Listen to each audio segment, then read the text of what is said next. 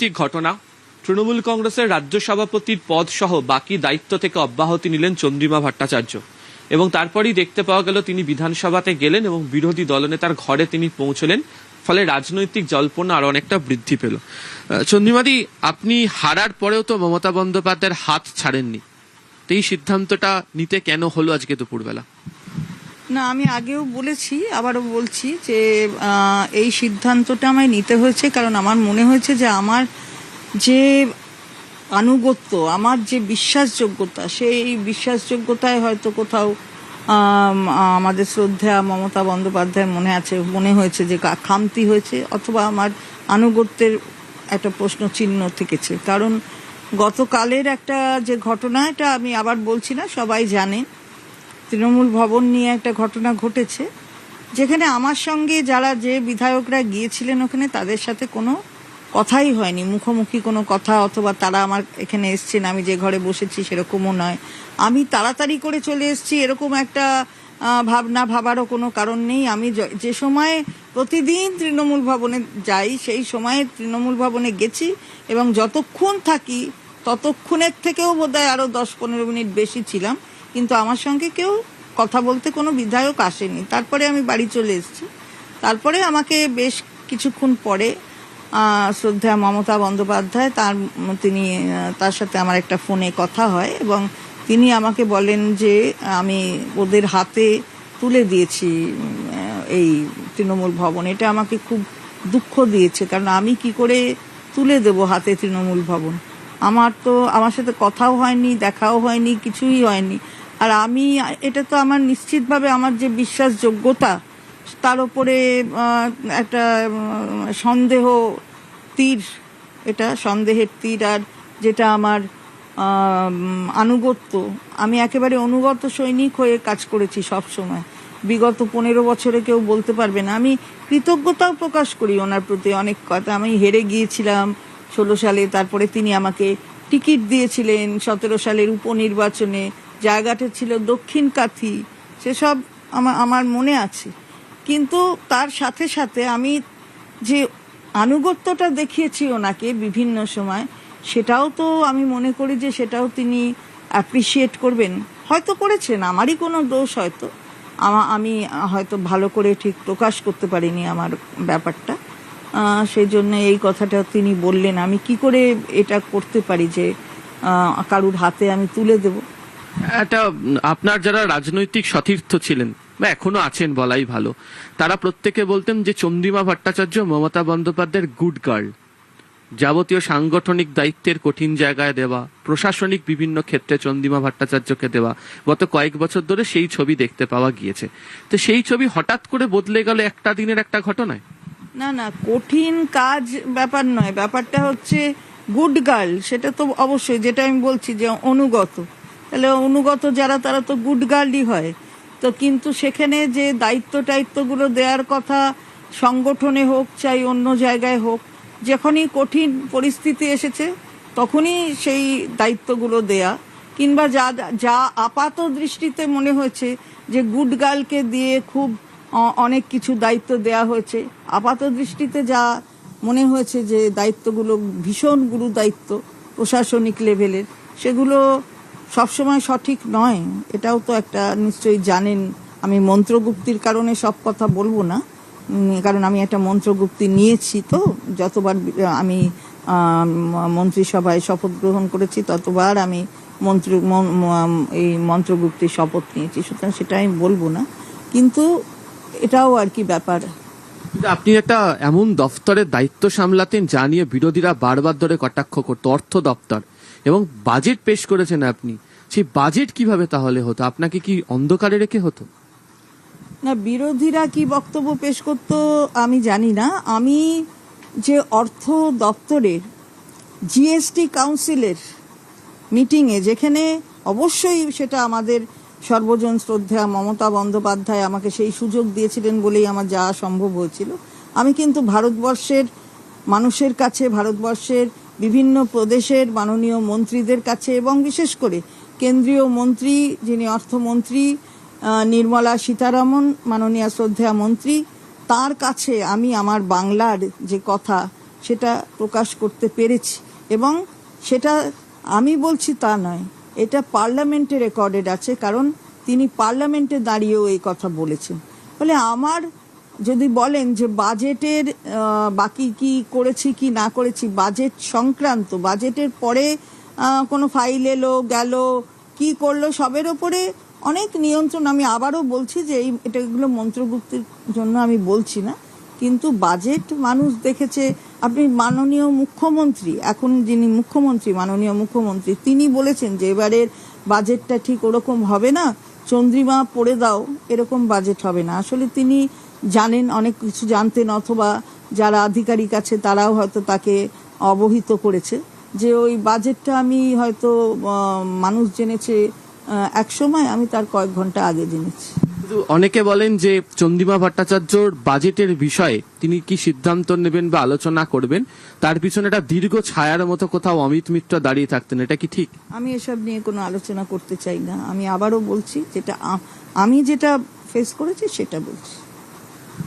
আমরা দেখেছি যে 22শে জুন নিউ টাউনের একটি হোটেলে যখন ঋতব্রত বন্দ্যোপাধ্যায়দের জাতীয় কর্মসমিতি তৈরি হচ্ছে, সেখানে আপনার পুত্রকে দেখা গিয়েছিল। গত শনিবার দিনকেও তপসিয়াতে একটি রিসর্টে যখন বৈঠক হয় সেখানেও দেখা গিয়েছিল। এখন সোশ্যাল মিডিয়াতে লাইভ করছেন মমতা বন্দ্যোপাধ্যায়, তিনি বলছেন যে আপনার পুত্র আগেই চলে গিয়েছিল, আসলে 60 আগে থেকেই সব তৈরি করে রাখা ছিল।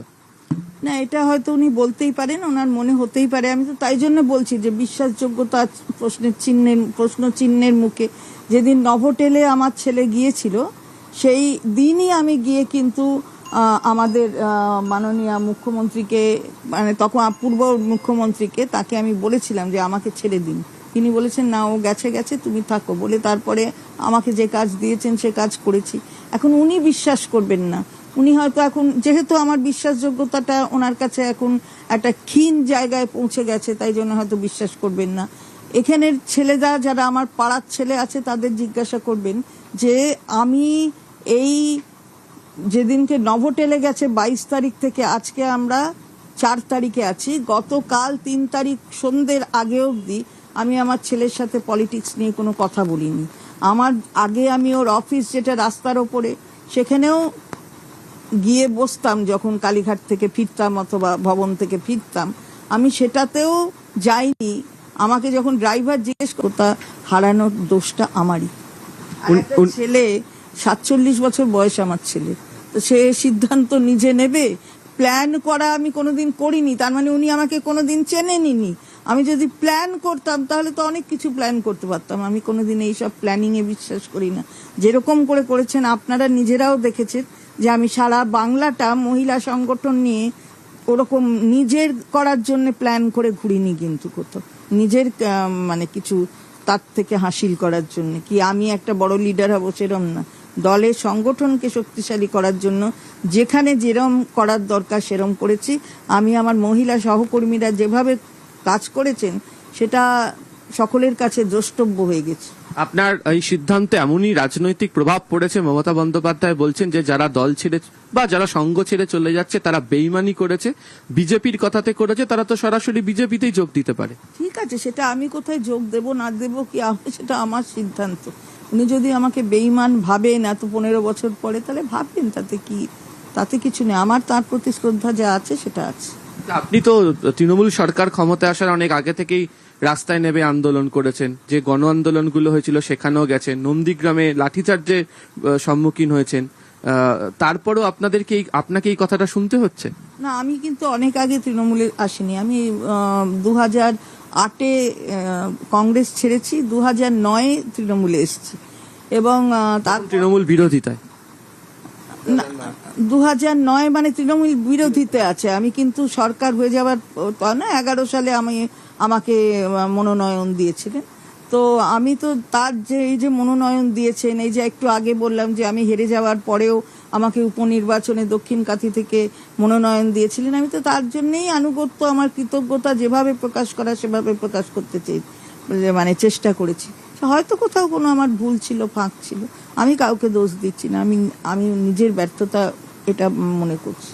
রাজ্যের বর্তমান মুখ্যমন্ত্রী বলেন যে উনি সিঁড়ি দিয়ে উঠেছেন, লিফটে করে নয়, আবার প্যারাসুটে করে উড়ে চলে যাননি, মাটিতে নেমে কাজ করেছেন। তো আপনারাও তো রাজনীতি, সে যে দলেরই হোক, মাটিতে নেবেই তো কাজ করতেন। আমি তো কোনোদিনই প্যারাসুট কি জানি না। আপনারা আমার বাড়িতে এসছেন আগেও, এখনো আসছেন, দেখে নিন 15 বছরে কোথাও কোনো পাল্টেছে কিনা সেটা দেখে নেবে। আমার জীবনযাত্রায় কোনো রদবদল হয়েছে কিনা সেটা দেখে নেবেন। এটা আমার যে আইনজীবী হিসেবে আমার একটা জায়গা আমি তৈরি করতে পেরেছিলাম। এখানে আমার সিনিয়রের ছবিও রয়েছে, ওনার নাম সঞ্জয় ভট্টাচার্য। তা মানে তাকে আমি আজকে স্মরণ করছি।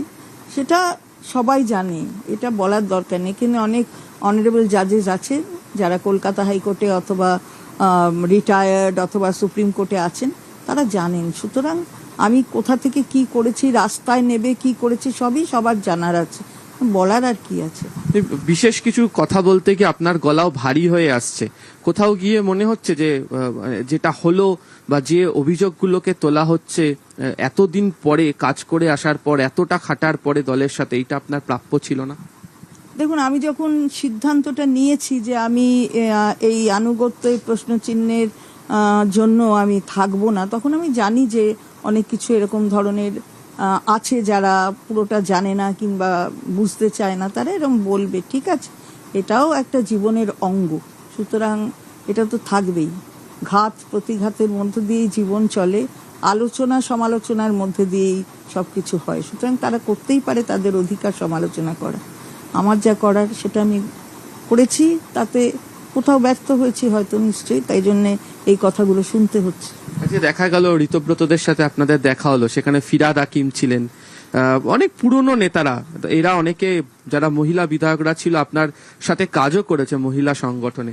আপনি কি পুরোপুরি ঋতব্রতদের সাথেই রাজনীতিতে থাকবেন? না, আমি ঠিক সেইভাবে কিন্তু যাইনি। বিধানসভায় আমি গিয়েছি, তার আমার কোনো পেনশনের এই যে টেনশনগুলো পেতে হবে, সেই কাগজপত্রগুলো ঠিক করতে হবে, আমি এতদিন যাইনি। মানে আমি এতদিন যাইনি। এখন আমার মনে হলো যে আমি তো দল থেকে, আমি পদ থেকে আমি অব্যাহতি নিয়েছি, ফলে আমার এই টেনশনের কাজগুলো করতে হবে। আজকে বিধানসভাটা খোলা আছে সেটা জেনেছিলাম, তার কারণ হচ্ছে যে এখানে কোনো অনুষ্ঠান কর্মসূচি আছে। তো আমি সেখানে যে লোকের সাথে কথা বলবো গিয়ে, তাহলে যাব কোথায়? বসতে তো হবে। আমি তো নিশ্চয়ই সরকার পক্ষের ঘরে গিয়ে বসবো না, আমি তো বিরোধী দলের পক্ষের ঘরে গিয়ে বসবো, তাই বসেছি। দিদি, আপনি দূরে রাজনীতিবিদ, টাইমিংটা তো খুব ইম্পর্টেন্ট। আজকে আপনার পদত্যাগ এবং আজকে যাওয়া, সেটা নিয়েই সকলের কথা বলছে। না, আজকে গিয়েছি আমি এইটার জন্যই। পদত্যাগ করার কথাটা কালকেই সিদ্ধান্ত নিয়েছি, আজকে চিঠিটা দিয়েছি এবং তারপরে ভেবেছি যে এটা যেতে হবে, আমাকে নিতে হবে আর কি, এই কাগজপত্রগুলো নিতে হবে এবং যে আমার টেনশনগুলো পাওয়ার সেগুলো ব্যবস্থা করতে হবে। যে লোকজনের সাথে কথা বলবো, যাব কি করে, কোথায় গিয়ে বসবো? আমি তো বসতে হবে, জানতে হবে। তো স্বাভাবিকভাবে বিরোধী দলের কাছে যাব, আমি তো সরকার পক্ষের কাছে গিয়ে বসবো না। গত 3রা জুন যখন আপনাকে রাজ্য সভাপতির দায়িত্ব দেওয়া হলো, তখন দল একটা কঠিন পরিস্থিতিতে, একাধিক সাংসদরা ছেড়ে যাচ্ছেন, একাধিক বিধায়করা আলাদা ব্লক তৈরি করছেন, কর্মীরা রাস্তায় নামছে না।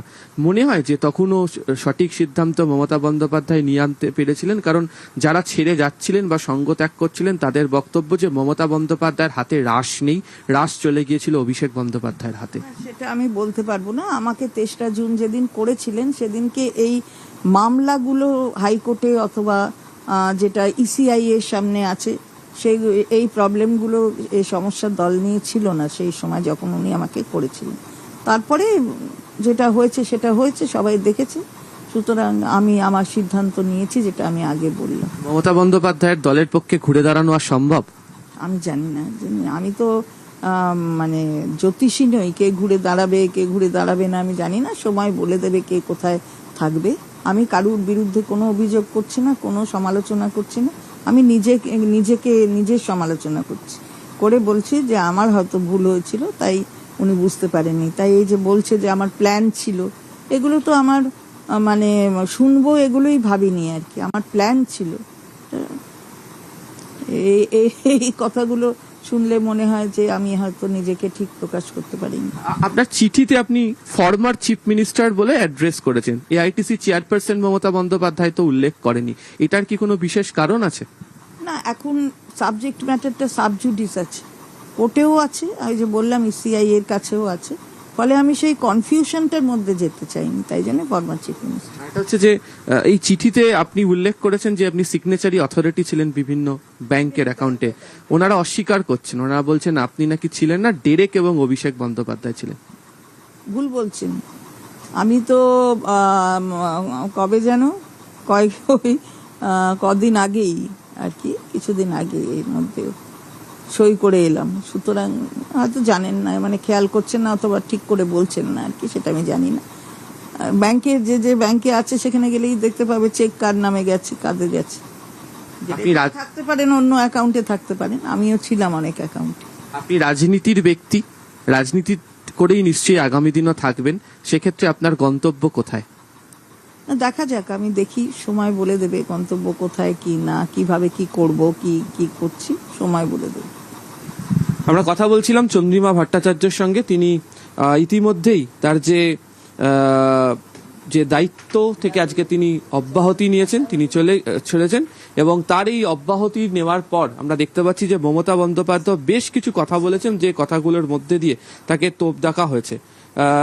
তিনি এখন দেখার যে আগামী দিন ঠিক কী সিদ্ধান্ত গ্রহণ করেন।